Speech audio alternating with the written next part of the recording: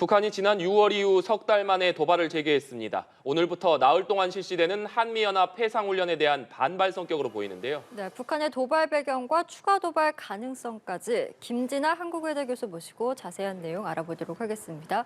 어서 오시죠. 어서 오십시오. 네, 안녕하세요. 네, 말씀드린 대로 북한이 어제 새벽에 단거리 탄도미사일 한 발을 발사를 했습니다. 이 정부 출범 이후 5번째 미사일 발사인데 이 군이 포착한 사거리에 따르면 약 600여 킬로미터로 추정이 되고 있습니다. 그러니까 사거리로만 놓고 본다면 발사 지점에서 600킬로, 정확하게 부산 정도까지의 거리로 추정이 되는데 현재 한미 연합훈련을 위해서 미 핵추진 항공모함 로널드 레이건 함이 이 부산에 들어와 있는 상황이기 때문에 이 함을 겨냥한 도발이 아니냐 이런 해석들이 나오는데 여기에 대해서 어떻게 평가를 하십니까? 일단 세 가지 차원으로 생각해 볼 수 있을 것 같아요. 북한이 이런 상황에서 가만히 있으면 괜찮나 보다. 이것을 그냥 정상화하면서 그냥 관행으로 받아들이는 그런 의식이 생겨나는 것을 좀 거부를 하려는 차원이 있을 수 있을 것이고요. 그리고 아무래도 최근에 보면은 북한이 연합훈련 이런 것에 굉장히 민감하게 대응을 해왔었어요. 그렇기 때문에 그 연장선에서 또 볼 수가 있을 것이고요. 그리고 아무래도 최근에 핵 법령을 또 공표를 했잖아요. 그것과도 연계시켜서 생각을 해봐야 될 텐데 전력들이 막 움직이는 이것이 사실 도발이고 여기에 자신들이 적절하게 판단해서 대응을 할 수도 있다는 부분들을 아주 적극적으로 얘기를 했기 때문에 또한 어떠한 무력 시위라든지 이런 것들이 뒤따를 수밖에 없는 그런 구조적인 문제가 있는 거죠. 예, 어제 발사된 탄도미사일이 이스칸데르 미사일로 추정이 되고 있습니다. 이게 저고도로 날아가다가 목표 지점에서 급상승하는 이른바 풀업 기동이 특징이다 이렇게 알려지고 있는데 이스칸데르 미사일을 특별하게 선택한 이유도 있을 것 같아요. 어떻게 좀 추정하세요? 근데 아무래도 이제 유도무기 기술 개발에 대한 자신감을 좀 보여주기 위한 하나의 쇼케이스를 할 만한 모델이다라고 우리가 볼 수가 있는 것이고요. 사실은 세 개의 신형 유도탄을 개발을 하고 있어요. KN-23, 24, 25까지. 그런데 지난번 1월에 에이테킴스 KN-24를 시험 발사했을 때는 검수 사격이다. 즉 여러 가지 성능들을 좀 개량하는 그런 시범이다라고 얘기를 했었거든요.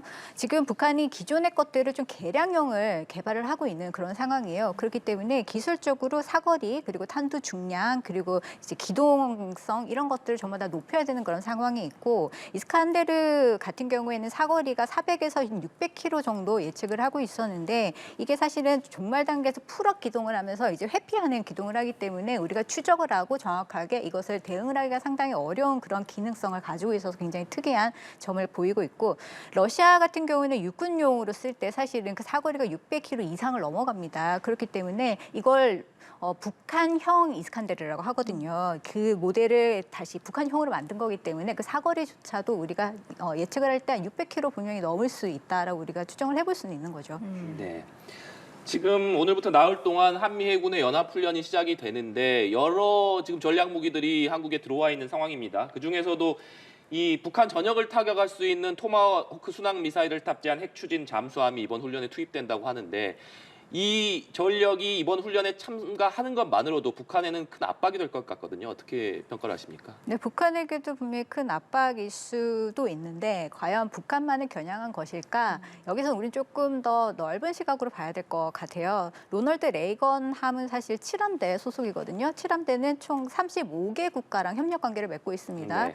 그리고 7함대가 이제 작전 지역을 관할하고 있는 곳에 전진 배치가 되어 있는 상황에서 중동, 인도양 그리고 괌이 있는 그 쪽으로 저마다 다 작전 구역을 다 관할을 하고 있어요. 그렇기 때문에 계속 떠돌아다닌다라고 해서 떠다니는 군사 기지라고 얘기를 하는 것이고요. 아무래도 전력 차원으로 봤을 때 한 90대 정도의 그런 전투기를 탑재를 할 수가 있고 조기 건국이도 이제 포함이 되기 때문에 북한의 움직임을 계속적으로 추적을 할 수 있는 그런 능력을 가지고 있다라고 해서 아무래도 견제를 할 수밖에 없는 그런 상황이고요.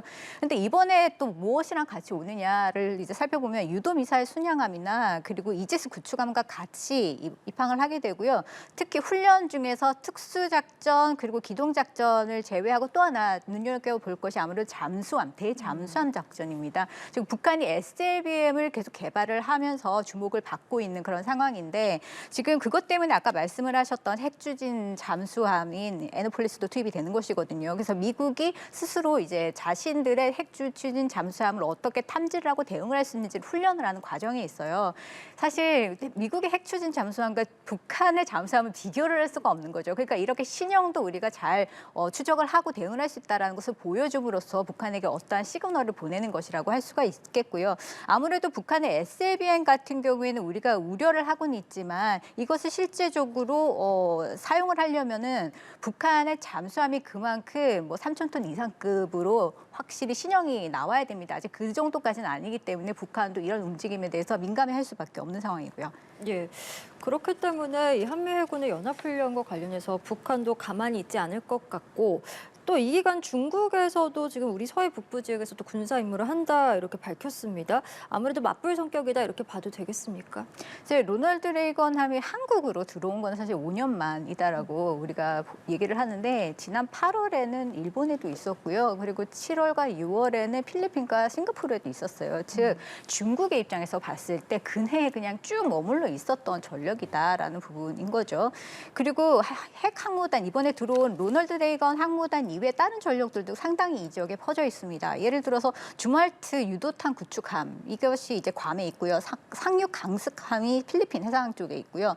수륙 양용 선착 상륙함 이것이 일본 해에도 계속 머물러 있는 상황에서 여러 전력들이 쭉 퍼져 있는 그런 가운데서 중국이 지금 이런 움직임들을 보이고 있는 건데 왜냐라는 질문이 훨씬 더 중요할 것 같아요. 낸시 펠로시 의장의 대만 방문을 비롯해서 아무래도 대만 문제가 가장 컸을 것이다라고 예측을 할 수가 있는 거고 과거를 조금 더 들여다봤을 때 2020년 8월 정도에 미국의 보건장관 이것도 고위급이거든요. 대만을 방문한 이후에 그때가 8월이었는데 9월 말까지 계속 중국이 시위용 훈련을 연습을 했습니다. 그렇기 때문에 과거에도 했었던 일이라는 것인데 우리가 조금 더 이제 시기를 살펴보면 참 흥미로운 점이 있어요. 왜냐하면은 이 한미 연합훈련이 끝나고 난 10월 2일과 4일에 이제 중국이 이제 훈련을 한다라는 점은 아무래도 시기를 좀 비켜가도록 일부러 의도를 했다라는 점에 있어서 좀 민감한 것들은 건드리지 않겠다. 그리고 혹시 우발적인 충돌이 있을까를 염려를 했겠다라는 점을 우리가 알 수 있을 것 같습니다. 네.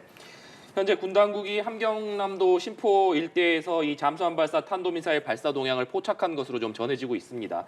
앞서 미국의 핵추진 잠수함 아나폴리스를 가지고 대잠수함 탐지 작전을 펼칠 것이다 이런 말씀을 해주셨는데 북한이 현재 SLBM 발사를 준비하고 있는 동향이 포착된 상황에서 그렇다면 북한의 이 발사 SLBM 발사라는 도발이 한미연합훈련 기간 중에 좀 이뤄질 것인지 아니면 한미훈련이 끝난 이후에 좀 이뤄질 것이라고 보시는지 이 훈련은 이루어질 것이라고 보시는지 어떻게 전망하시는지도 좀 궁금합니다.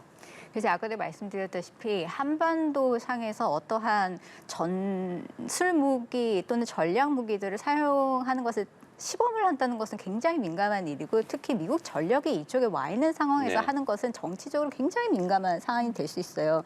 물론 북한이 뭐 내부 불안을 밖으로 돌린다든지 아니면 8차 당대회 때 얘기했었던 그 국방발전 5개년 계획에 따라서 SLBM도 발전시키기로 되어 있기 때문에 이 부분을 기술적인 측면을 봤을 때 해야 되는 거는 맞지만 과연 시기상으로 지금이 과연 적절하다라고 판단을 하겠느냐라는 부분을 조금 더 생각해 볼 필요가 있고요. 그리고 아무래도 북한으로서는 좀 시간 벌기가 굉장히 중요해요. 그러면은 긴장을 너무 고조시켜 버리게 되면 주변국을 굉장히 민감하게 자극을 할 수가 있습니다. 중국이나 러시아가 굉장히 도움이 필요한 상황에서 특히 미국의 전력이 여기에 와 있고 아까 말씀드렸듯이 중국도 그 예민한 시기를 비켜가려고 하는 네. 상황에서 만약에 북한이 뭐 대응을 한다. 그렇게 해서 긴장이 확 고조가 된다라고 하면은 중국도 이 부분에 대해서 굉장히 민감하고 외교적인 갈등으로 발전될 수 있는 소지가 있기 때문에 그 부분도 북한은 고려하지 않을까라는 부분도 우리가 좀 생각해 볼 필요가 있겠습니다. 알겠습니다. 미국 국방부에서는요, 전쟁 중인 러시아가 북한에서 이 무기나 탄약을 구매를 추진하는 정황을 포착했다. 또 이렇게 밝히기도 했습니다. 추가 제재 가능성을 언급하자 북한에서는 팔지도 않았고 팔 계획도 없었다. 이런 공식 입장을 밝혔는데 글쎄요, 추가 제재에 대한 어떤 부담감이 뭐 발현이 됐다. 이렇게 평가를 해야 될까요? 어떻게 보십니까? 추가 제재를 얼마만큼 두려워할 것인가 글쎄요. 일단 제재의 효과성에 대해서는 상당히 뭐 찬반 논란이 좀 있습니다. 그리고 북한의 입장에서는 외교적으로 뭔가 러시아를 지지하는 것하고 비확산 문제를 건드리면서 무기를 수출하는 것하고는 완전히 다른 게임이에요. 그리고 무기금수 제재는 북한에 대해서는 이미 오래전부터 들어가 있습니다. 더 추가할 만한 무기금수 제재라는 것이 별로 남아있지 않다라는 것이고요. 2006년부터 충분히 우리가 제재를 강화해왔기 때문에 북한에 대한 제재는 뭐 그 틀은 정말 완벽하게 계속 유지를 하고 있는 그런 상황인데 군수 분야에 있어서 그러면은 뭘 더 할 수 있는가? 뭐 추가적으로 한다면은 개인이나 기업을 조금 더 제재 대상에 올리는 정도가 될 수 있겠죠. 그런데 조금 더 넓게 보면은 이렇게 함으로써 뭐가 시작이 될 수가 있느냐면 무기 판매로 인해서 세컨더리 보이콧을 미국이 검토를 할 수가 있습니다. 그렇게 되면은 북한과 중국과 특히 군수 분야에 있어서 어떠한 커넥션이 있는 중국의 기업은 굉장히 곤란해지는 거죠. 그러면 중국은 이를 달갑게 생각하지 않을 것이기 때문에 또 역시 아까도 말씀드렸던 것처럼 중국이 타격받는 거 이런 부분에 대해서 북한이 조금 고려를 할 수밖에 없는 그런 상황으로 보여집니다. 네. 한편 이 코로나19 영향으로 지난 4월에 운행이 중단됐던 북중 화물 열차가 오늘 운행을 재개한 것으로 알려지고 있습니다. 오늘 단둥에서 화물 열차가 신의주로 넘어간 것으로 좀 전해지고 있는데 북한이 150일 만에 다시 국경을 개방한 배경, 이 코로나19 방역에 대한 자신감 때문으로 봐야 할지 아니면 북한의 물자 부족 현상이 그만큼 심각하다고 봐야 될지 교수님께서는 좀 어떻게 보고 계십니까? 저는 두 가지를 다 고려했다라고 봅니다. 왜냐하면은 2020년 8월에 재개되었다가 중간에 또 간헐적으로 닫았다가 올해 또 이제 1월에 다시 재개를 하는 것들은 결국은 코로나 상황이랑 맞물려 있었던 거였거든요. 그리고 8월 같은 경우에는 단동 신의주 화물 운행이 집중 폭우 때문에 또 중단이 되었기 때문에 상당한 기간 동안에 필요한 물자들이 중국으로부터 북한으로 보급이 되지 못했어요. 그리고 대부분의 물자가 보면은 뭐 대두나 아니면 밀가루, 사탕수수, 즉 주민들의 일상생활이 직결되는 소비품들이기 때문에 사실은 그 니즈가 굉장히 오랫동안 있어 왔다. 이것을 충족시켜야 되는 부분들이 분명히 있었을 것이다라고 생각을 할 수가 있고 전반적으로 봤을 때 북중 무역이 월마다 조금씩 그래서 다릅니다. 결국은 코로나 때문에 1, 2월 같은 경우에는 굉장히 높아졌다가 3, 4월에는 10%도 안 되게 굉장히 줄어들었어요. 하지만 전반적으로 봤을 때 작년에 비해서 올해 상반기를 보면은 한 400%이 교역 규모가 늘어났다는 것을 봤을 때 아무래도 코로나가 조금 잠잠해지는 그런 추세에 따라서 무역이 계속 이제 늘어날 수 있다는 점을 분명히 우리가 인지를 해야 할 것 같습니다. 예, 알겠습니다. 한편 북한 정권 수립 74주년 경축 행사 무대에 오른 소녀가 있었는데 이 소녀가 북한 국무위원장 김정은 위원장의 딸로 추정된다라는 보도가 또 나왔습니다. 외신 보도긴 했는데 글쎄 만약에 이게 실제로 그렇다라고 하면 최고 존엄의 자녀를 이렇게 노출시킨다는 것도 참 이례적인 일 아니겠습니까? 말씀하신 대로 좀 이례적이긴 하죠. 그리고 이 공식 행사에 등장을 시켰다라는 것도 상당히 이례적인 거고 그리고 아무래도 추정을 할 수밖에 없는 것이 외모나 행동이나 이런 것들이 다른 사람들과 상당히 달랐다. 그리고 김여정이 이제 손뼉을 치면서 막 환호하는 그런 리액션도 상당히 달랐다라는 부분에서 추정을 하고 있는데 사실은 통일부에서 이 부분에 대해서 조금 더 이제 검토를 한다고 하니까 좀 지켜보는 것이 맞을 것 같습니다. 네. 예. 마지막으로 이 질문은 드리도록 하겠습니다. 윤석열 대통령이 미국 CNN과 인터뷰를 했는데 이 중국이 타이완을 공격할 경우에 미국의 타이완 방어를 지원할 것이냐는 질문에 대해서 이렇게 답을 했습니다. 북한의 위협에 대한 대응이 우선이다. 이렇게 답을 했는데 그러니까 타이완에서 분쟁이 생긴다면 북한의 도발 가능성도 커질 수 있다. 이런 의미로 좀 해석이 되거든요. 교수님께서는 좀 이 의견에 동의를 하십니까? 글쎄요. 대만 위기 시에 주한미군의 전략적인 유연성을 언급하는 것은 굉장히 오랫동안 됐습니다. 왜냐하면 주한미군도 미국의 전력이기 때문에 어떠한 소요가 있으면 빨리빨리 움직여서 신속히 대응해야 된다는 점은 한반도만 봐서 하는 게 아니라 전 세계적으로 전력 운영에 따라서 결정이 되는 것이거든요. 그렇기 때문에 미국은 이 부분에서 관심이 많았기 때문에 이제 질문을 한 것이고 한미 상해방위 조약에 의하자면 3조에 따르면은 태평양에 일어나는 그 어떠한 무력 공격을 어느 일방이 받았을 때는 이것을 공동의 위협으로 간주하고 대응을 한다라고 되어 있습니다. 그렇게 되면은 대만의 사태가 났다가 아니라 대만 사태로 인해서 미군이 개입을 하면서 중국과 무력 충돌이 발생했을 때는 사실은 한국도 어떠한 이제 지원을 해야 된다라는 그런 것이 되는 거죠. 근데 이제 과연 타이완에 분쟁이 생겼을 때 북한이 어떤 식으로 나올 것이냐. 사실 이 부분에 대해서는 한미 전문가들이 상당히 많은 얘기를 했던 것 같습니다. 아마 도발이라고 할 때는 결국에는 비용이 상당히 낮은 반면에 이익이 상당히 커야 되잖아요. 그럼 비용이 낮을 것인가. 아무래도 두 곳에서 어떠한 위기가 발생 발생하면 한국뿐만 아니라 미국이 이제 분산이 되겠죠. 관심이 분산이 되기 때문에 적절한 대응을 안 하게 되면 북한으로서는 비용을 상당히 줄일 수 있는 것이고요.